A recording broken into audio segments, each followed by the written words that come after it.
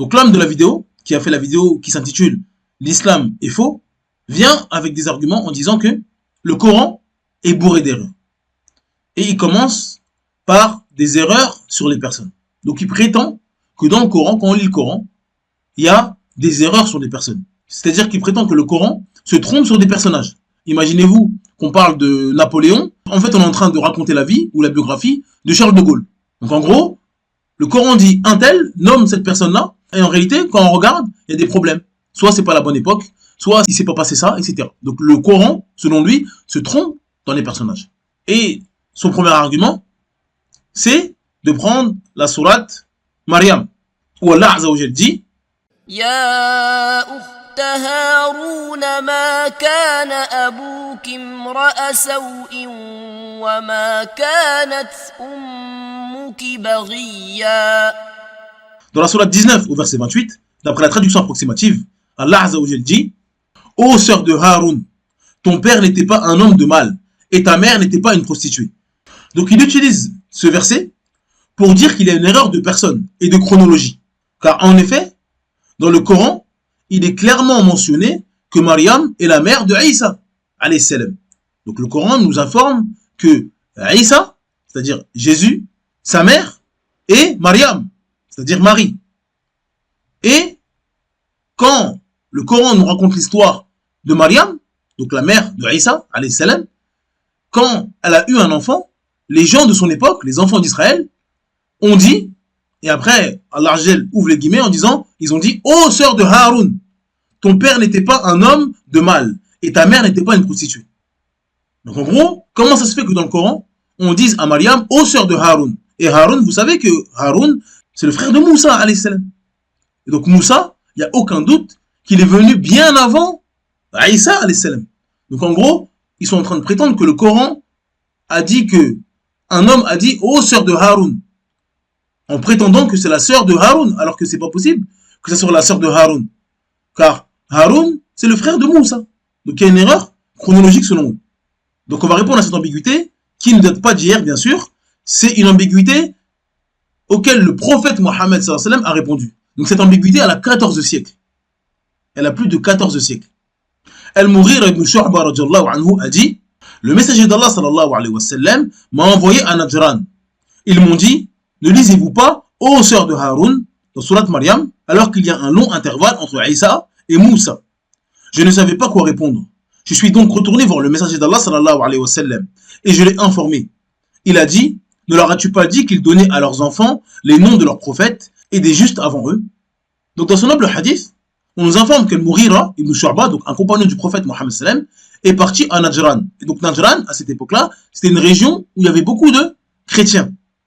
Et donc il y a des chrétiens, ils sont venus pour mettre des ambiguïtés, tenter de mettre une ambiguïté à Al-Mughira. Ils ont dit, mais dans ton livre, il est mentionné qu'on dit à Maryam, ô sœur de Haroun. Alors que entre Haroun et Isa, il y a un long intervalle. Donc c'est pas possible que ce soit des frères. Donc Al-Mughira ibn Shu'ba, il a eu le comportement du musulman, d'accord? Il a le comportement que le musulman doit adopter. Et malheureusement, beaucoup de musulmans ne font pas cela. Ils parlent sans science. Il n'a rien dit. Il n'avait pas la réponse à ça. Et il n'y a aucun mal. Un grand compagnon, on lui a ramené un verset, il n'avait pas la réponse. Qu'est-ce qu'il a fait? Il a commencé à débattre. Non, mais vous ne comprenez pas. Il a commencé à dire n'importe quoi. Ou parler avec sa tête. Non. Il n'a pas parlé avec sa tête. Il s'est tu. Il est retourné voir quelqu'un de science. En la personne du messager d'Allah, sallallahu alayhi wa sallam. Et il lui a expliqué ce qui s'est passé. Et le prophète sallam lui a dit, pourquoi tu ne leur as pas dit que les enfants d'Israël donnaient à leurs enfants les noms de leurs prophètes et de leurs justes avant eux, tout comme les musulmans. Je pense que on connaît tous quelqu'un qui s'appelle Mohammed. On connaît tous quelqu'un qui s'appelle Zakaria. On connaît tous quelqu'un qui s'appelle Haroun. Et donc si ce Haroun qui habite en face de chez moi a une sœur et que je lui dis, oh, sœur de Haroun, vous pensez que je suis en train de penser au prophète Haroun ou que je suis en train de penser à Haroun, mon voisin? Ça c'est la question. Toute personne sensée et intelligente comprend cela. Car encore une fois, le Coran nous parle de Haroun, et nous parle de Moussa, et nous parle d'une certaine époque en Égypte, et nous parle de l'Égypte. Donc on nous parle de l'Égypte, on nous parle de Pharaon, c'est dans le Coran. Et on nous parle aussi de Maryam. Et ça ne se passe pas en Égypte. Donc le Coran lui-même est clair concernant le fait que Haroun, le frère de Moussa, n'a pas vécu à la même époque et au même endroit que Mariam. C'est clair. Pour ceux, bien sûr, qui sont sincères et les deux d'intelligence. Et donc le prophète Mohammed sallam nous a dit que les enfants d'Israël aiment s'affilier et affilier leurs enfants à leurs prophètes et leurs pieux. Et donc de la parole du prophète Mohammed sallam, on comprend deux choses. On comprend que les enfants d'Israël aimaient donner des noms des prophètes et des hommes pieux à leurs enfants. Et donc c'est pour ça qu'il y a des Haroun, il y a des Moussa, encore aujourd'hui, chez les enfants d'Israël et chez les musulmans. Et aussi on peut comprendre de cette parole-là qu'ils avaient pour habitude de s'appeler par les noms des gens pieux qui les ont précédés. Comme les chrétiens, par exemple, s'appellent « Oh mon frère »,« Oh mon fils ». Un prêtre, il va dire « mon fils ». Quand il dit « mon fils », on pense qu'il a eu un rapport avec sa mère? Non, c'est pareil pour cette époque-là. Où on dit « Oh sœur de Haroun », c'est comme si on dit « Oh suiveur de Mohammed »,« Oh enfant d'Adam »,« Oh frère d'un tel ». Et il nomme un homme pieux pour montrer la filiation à cet homme pieux. Donc c'est une manifestation d'amour des gens pieux. En disant « Oh fils de Moussa »,« Oh frère de Moussa »,« Oh sœur de Haroun ». En gros, comment tu peux faire une telle chose? Donc il a mentionné quelqu'un de pieux, Haroun, et il a mis en corrélation la piété de Haroun avec une chose qui n'est pas belle. Parce qu'encore une fois, ils l'ont traité de prostituée, ils l'ont traité de fornication, ils l'ont accusé de fornication. Elle n'a jamais connu d'homme et elle a un enfant. Donc eux, bien sûr, ils ont dit, mais tu fais la fornication. Donc, oh sœur de Haroun, c'est comme si aujourd'hui je vois un musulman qui fait n'importe quoi. Et je lui dis, oh suiveur de Mohammed, oh gens du Tawhid, oh enfant d'Ibrahim, peu importe. Donc je vais mentionner quelque chose de louable pour blâmer cette personne-là vis-à-vis de cet acte-là. Car ça va lui faire penser à un homme pieux, à Adam, au prophète Mohammed sallam, et ça va lui faire réfléchir sur son acte. Il va dire, ah ouais, non, c'est pas correct. Donc c'est ça, le procédé, c'était ça. De plus, dans le verset précédent, il est clairement mentionné qu'il s'agit de la parole des enfants d'Israël. Donc, ici, c'est les enfants d'Israël qui parlent. C'est pas Allah Azza wa Jalla qui affirme une chose. On est en train de relater un fait. On est en train de dire, ils ont dit cela, ouvrez les guillemets. On a ouvert les guillemets. Donc c'est les enfants d'Israël qui parlent. C'est pas le Coran qui dit, Haroun, le frère de Moussa, était également le frère de Mariam. Le Coran ne dit pas ça. Le Coran relate une histoire. Allah Azza wa Jalla relate une histoire. Et dans cette histoire-là, il dit ce que ces gens-là ont dit à cette époque-là. Allah Azza wa Jalla dit فأتت به قومها تحمله قالوا يا مريم لقد جئت شيئا فريا يا أخت هارون ما كان أبوك امرأ سوء وما كانت أمك بغيا.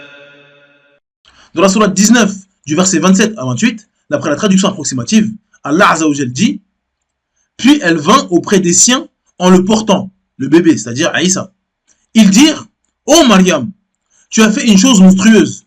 Ô sœur de Haroun, ton père n'était pas un homme de mal et ta mère n'était pas une prostituée. » Donc là, on voit clairement qu'il s'agit d'un procédé malhonnête.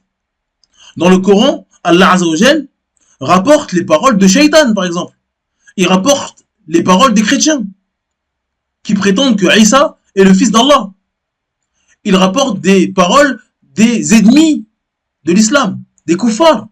Et donc, est-ce que c'est honnête d'ouvrir une page à un passage où Shaitan parle, où des égarés parlent, et bien sûr en omettant le fait que ici c'est la parole de Shaitan ou la parole de Pharaon, et en disant ah le Coran affirme cela. Le Coran affirme qu'il y a trois divinités. Ah le Coran affirme que Isa est le fils d'Allah. Et quand on lui dit mais comment ça le Coran affirme ça? Il est vague. Et quand on regarde le verset, on s'aperçoit qu'Allah dit les chrétiens ont dit. Bah, si c'est les chrétiens qui ont dit, c'est pas une affirmation. On relate des paroles. On nous informe sur les paroles des transgresseurs, des égarés, des gens du faux. Et là, Allah est en train de relater les paroles des enfants d'Israël à cette époque-là, quand ils ont vu la scène de Mariam qui est venue avec un bébé dans les mains, alors qu'elle était connue pour ne pas avoir été mariée. Donc ils l'ont blâmée, ils l'ont accusée des pires choses. Donc, si ces gens-là ont envie d'être honnêtes et prouver que le Coran se trompe, ils doivent nous prouver qu'à l'époque de Mariam, à l'époque de Isa alayhi salam, cette expression n'était pas utilisée. C'est-à-dire que les enfants d'Israël ne disaient pas « ô fils d'un tel »,« ô sœur d'un tel »,« ô sœur de Haroun »,« ô sœur de Moussa »,« ô sœur d'Ibrahim »,« ô enfant d'un tel ». Donc ça c'est une expression. Allah relate les faits en disant « ils ont dit ça », c'est comme ça qu'ils s'exprimaient. Aujourd'hui, nous, dans notre expression, à notre époque, on ne va pas dire « ô frère de Mohammed ». Non, on va dire « ô communauté de Mohammed ». Et donc si dans 2000 ans, quelqu'un reprend ma parole, car j'ai dit quelque chose à un musulman qui a fait un péché, en lui disant « oh toi, suiveur de Mohammed », et il ouvre les guillemets, et il va dire « ah non, tu te trompes, parce que Ilyas, il n'a pas vécu à l'époque de Mohammed, donc il ne peut pas être suiveur de Mohammed. Il n'a pas connu, pourquoi, comment il fait pour le suivre ?» Bah vous allez dire « mais il est bête, il est très bête ». Non, là c'est une expression de son époque, de l'époque d'Ilyas, pour dire « oh toi, musulman, qui suit la tradition prophétique du prophète Mohammed sallallahu alayhi wa sallam ». C'est ça qui est voulu quand on dit « ô suiveur de Mohammed ». On n'est pas en train de dire que tu l'as suivi réellement physiquement et que tu as vécu avec lui. Tout le monde comprend ça. Et donc Allah Azza wa Jal reprend une parole que les enfants d'Israël ont dit. Donc ceux qui veulent prétendre que dans ce verset il y a une erreur, ils ne doivent pas dire « ah, le Coran fait une erreur ». Le Coran a dit « sœur de Haroun » alors que Haroun est né bien avant Mariam. Donc là il y a une erreur. Non. Ça, c'est malhonnête. Ce qu'il faut dire, c'est nous avons des preuves factuelles qu'à l'époque de Mariam, les gens ne disaient pas ça. Et donc, c'est une erreur. Mais ils ne peuvent pas faire ça. Parce qu'ils n'ont rien de l'époque de Isa. Ils n'ont rien de l'époque de Mariam. Ils ne savent pas comment ils s'exprimaient, les expressions. Allah Azza wa Jal, le Seigneur de l'univers, Al-Alim, l'omniscient, lui, il sait. Et il nous informe sur ses paroles. Mais eux, non. Donc venir avec cet argument-là, c'est pas honnête.